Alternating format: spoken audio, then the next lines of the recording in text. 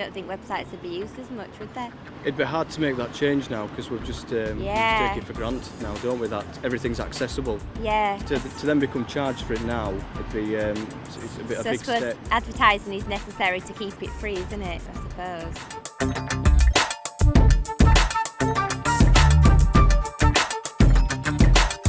On consomme 10 à 15 marques médias tous les jours.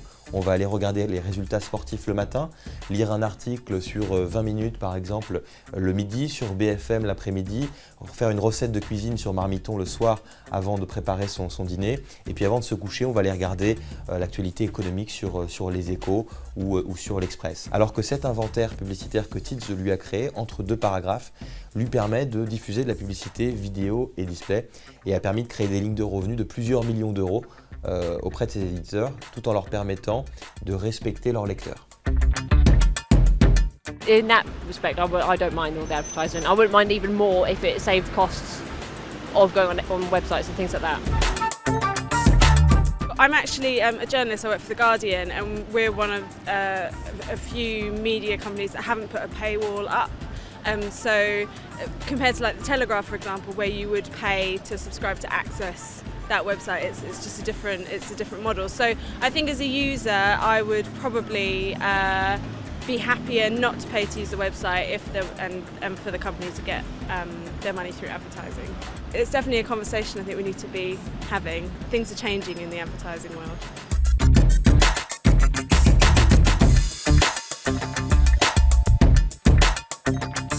Korporacje globalne, które funkcjonują również na naszym rynku, mają tych danych bardzo dużo i zbierają je z całego świata. Są w stanie budować swoje modele probabilistyczne na danych z ogromnych ilości, na których my po prostu nie jesteśmy w stanie po pierwsze ich zebrać, po drugie, jeśli byśmy zupełnie nie byli w stanie tych danych reklamowych użyć, no to sprawiłoby, że to klient musiałby dokładnie wiedzieć, kogo chce kupić, do kogo chce trafić z kampanią, korzystałby wtedy z narzędzi tych podmiotów zewnętrznych i to oni byliby odbiorcą marży, która idzie za budżetem reklamowym, a nie my, lokalny podmiot, który faktycznie dokonuje produkcji kontentu, ściąga i lojalizuje użytkowników, pracuje nad tym, żeby w ogóle była możliwie najbardziej bogata oferta reklamowa do tych właśnie użytkowników.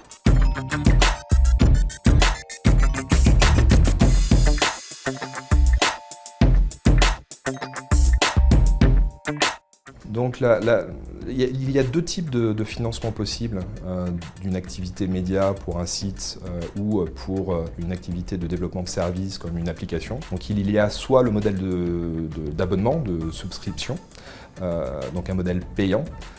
Et là, c'est surtout vrai pour des sites ou des services à forte valeur ajoutée, donc où le contenu est extrêmement premium, auquel cas les consommateurs sont prêts à payer pour pouvoir accès à ce contenu.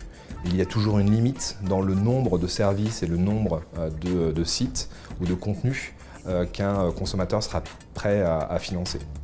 Le deuxième modèle, c'est le financement par la publicité, et c'est le modèle qui est le plus flexible, je dirais, et qui permet aujourd'hui à grande échelle de pouvoir permettre à n'importe quel type de site ou de développeur de contenu ou de service de pouvoir monétiser ces services ou ces contenus grâce à la publicité. Le fait qu'aujourd'hui la publicité soit automatisée grâce à la donnée à grande échelle dans les ad exchange permet cette fluidité des investissements des annonceurs et que l'on soit un gros site ou un tout petit site, de pouvoir se permettre de monétiser.